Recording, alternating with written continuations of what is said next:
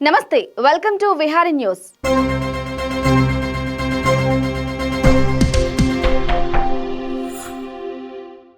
భారతదేశంలో స్వాతంత్ర గణతంత్ర దినోత్సవాలకి ఒక ప్రత్యేకత ఉంటుంది. ఈ 2 రోజుల్లో దేశమంతా 3 రంగుల జెండాలతో రంగులమయమవుతుంది.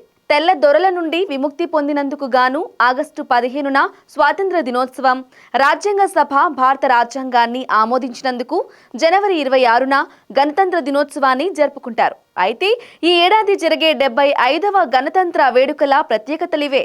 భారత రాజ్యాంగం ఆమోదానికి జ్ఞాపకంగా ప్రతి ఏటా జనవరి 26న భారత ప్రభుత్వం నిర్వహించే ఈ గణతంత్ర దినోత్సవ వేడుకలకి ప్రధానమంత్రి, రాష్ట్రపతి, ఉపరాష్ట్రపతితో పాటు పలువురు ప్రముఖులు హాజరవుతారు. అయితే ప్రతి సంవత్సరం గణతంత్ర వేడుకలకి పొరుగు దేశాల నుండి ఒక అధ్యక్షుణ్ణి ఆహ్వానించటం ఆనవాయితీగా వస్తుంది. ఈ నేపథ్యంలో ఈ ఏడాది జరిగే గణతంత్ర వేడుకలకి ఫ్రెంచ్ అధ్యక్షుడు ఇమాన్యుయల్ మాక్రాన్ ముఖ్య అతిథిగా హాజరవనున్నారు. ఇప్పటి వరకు భారత గణతంత్ర వేడుకలకు ఫ్రెంచ్ నాయకుడు అతిథిగా రావడం ఇది 6వసారి అవ్వడం గమనార్హం. ఈ వేడుకలని భారతీయులంతా ఉచితంగా వీక్షించేందుకు దూరదర్శన్ టీవీలో ప్రత్యక్ష ప్రసారం రానుంది. టీవీలోనే కాకుండా ఫోన్, ల్యాప్టాప్లో కూడా దూరదర్శన్, ఆల్ ఇండియా రేడియో అధికారిక యూట్యూబ్ ఛానల్లో కూడా దీన్ని ప్రత్యక్షంగా చూడవచ్చు.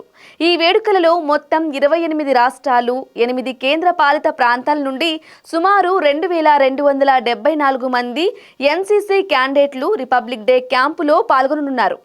For more updates, keep watching Vihari News.